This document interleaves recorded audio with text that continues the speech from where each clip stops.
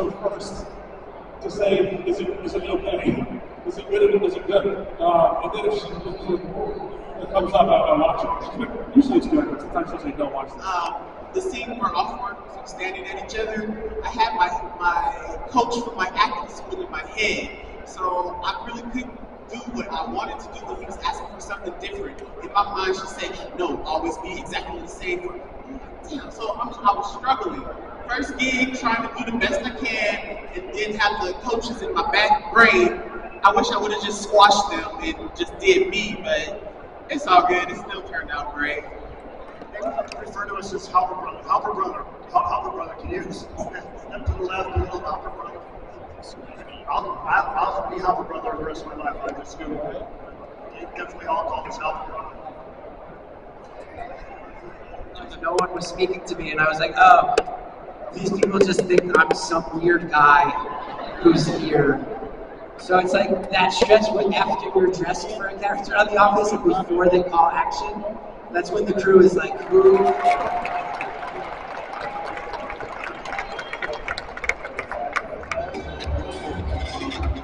Look at everyone waiting back here for the main cast Q&A.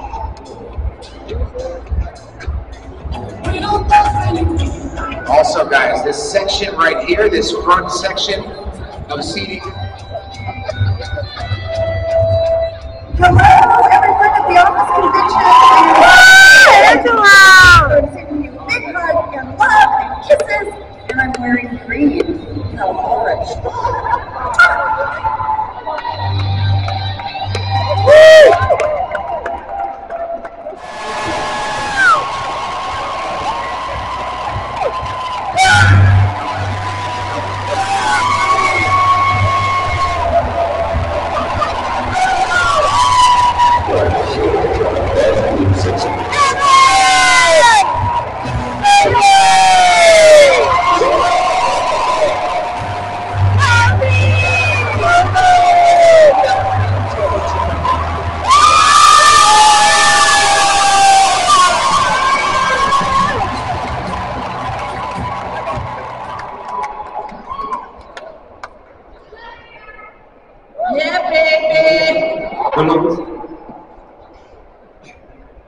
What's happening, you guys? Someone should be talking.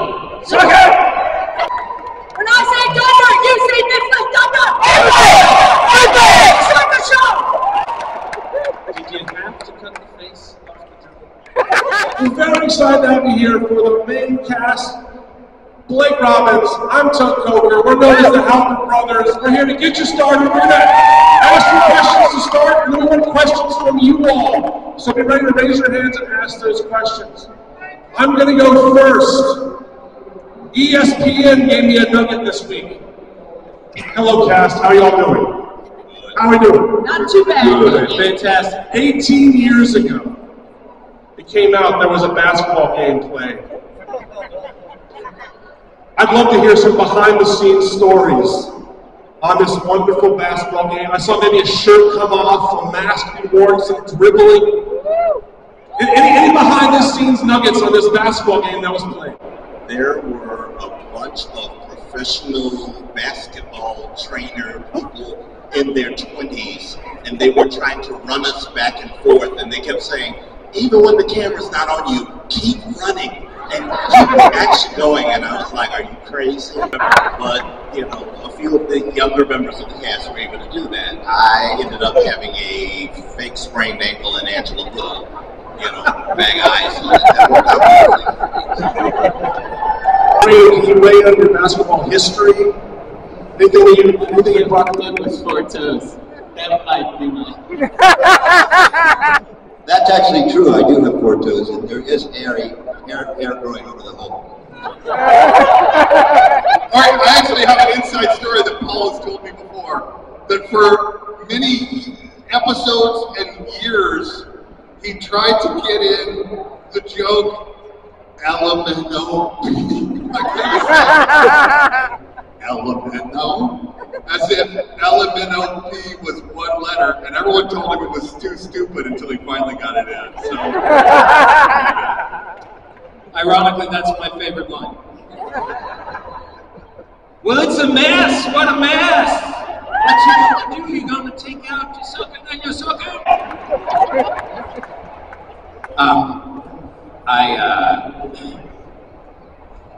I do like the fact that there was a line that someone in the writer's room wrote that it just, for years, you would go in the writer's room and there'd be a lot of quotes up on the wall, and there was a little note card and it said, "Fact, I am faster than 80% of all snakes." And it was there for years. It was there like 2-3 years.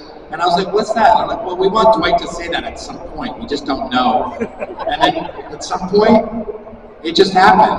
But I want to say too, like, I want to make very serious acknowledgement, like, what an incredible role Paul played on the show. As our showrunner for several years, as kind of the quiet, odd voice of the show, but so many of the amazing lines Paul wrote, like the whole Crentist, the dentist bit.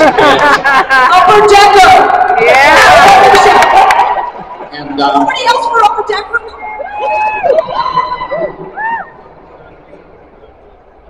yeah, nice, on the shirt.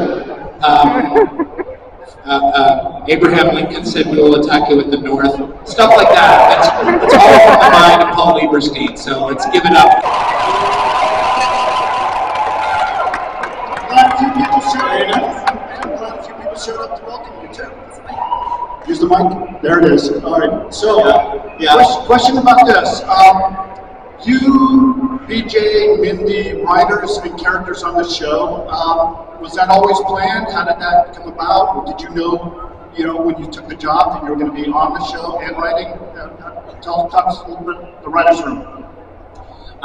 BJ was hired as cast first, and that was planned. But Mindy acted. She knew she wanted me to act.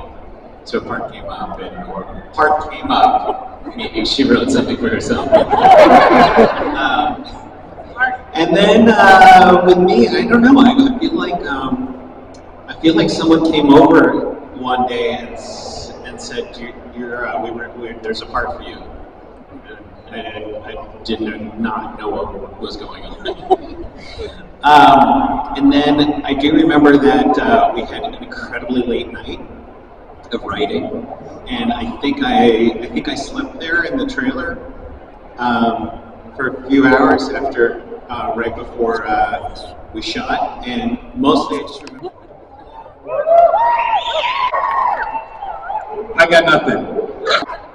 Why don't we talk to Brian Baumgartner, who's actually an incredible hoopster and athlete. Hi, you guys. I'm totally gonna bang Holly. The basketball episode, I mean, if you want a real answer, I was really young. I was a kid, and so what do kids do when they're handed balls? You bounce them, and if there's a hoop, you shoot. And so I wasn't playing, but every time they yelled cut, I went out and started shooting baskets. And he's great. And I'm amazing. I'm freaking amazing. And a lot of it was Krasinski and I. Rain got involved some, and then depending on who you ask, Greg Daniels or Steve Carell or BJ Novak or somebody, they all claim that they said to the camera, turn around and shoot him shooting. That was total seasons. I guess Who's the question for? I think each of you or whoever wants to entertain it. Your favorite quote. George Foreman Grill. I like to wake up to the smell of bacon. You said favorite quote? Favorite quote from the show. Boy, we lost you. Kelly graciously allowed me to write and insert, because in the script originally it just said Stanley rants. She said, I don't know what that should sound like. And then the three of us stood in the bathroom and worked it out, and that's what happened. And she fell on the floor, and he fell on the floor, and we all laughed, and we adjusted it. There it is. Parkour. What did I get for about me?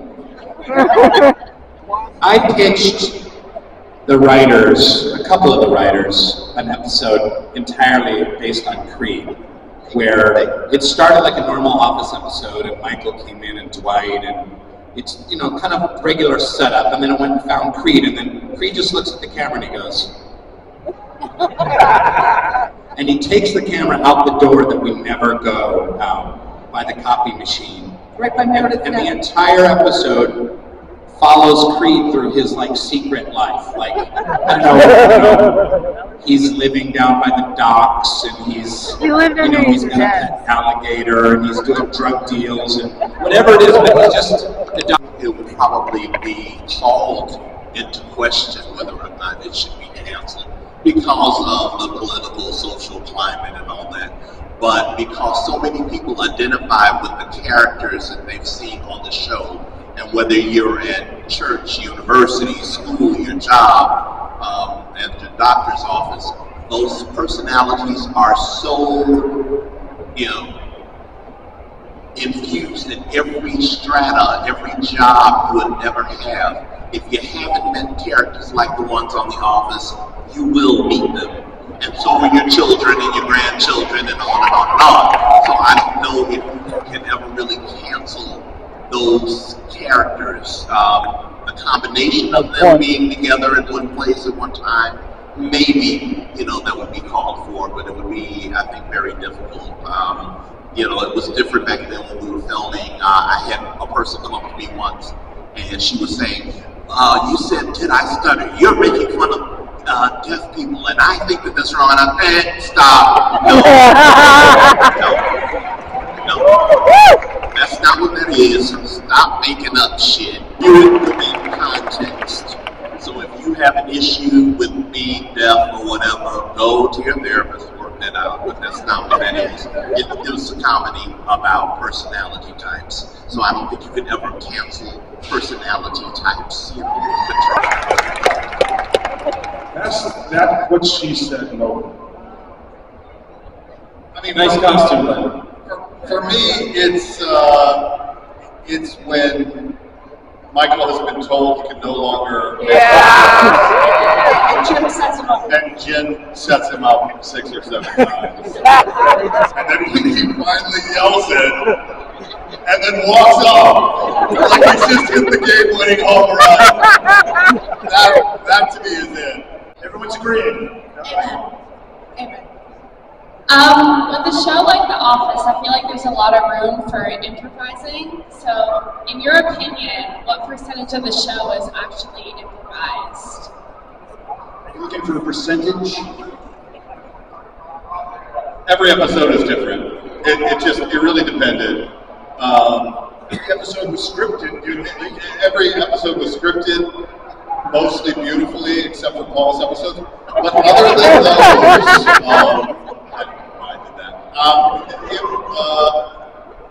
it's NBC, it's a network, everything has to have approval. So we were generally allowed to play outside of the script every scene, and then just depending on whether what you came up with was as good or better and past, standards and practices afterward, that's what would decide.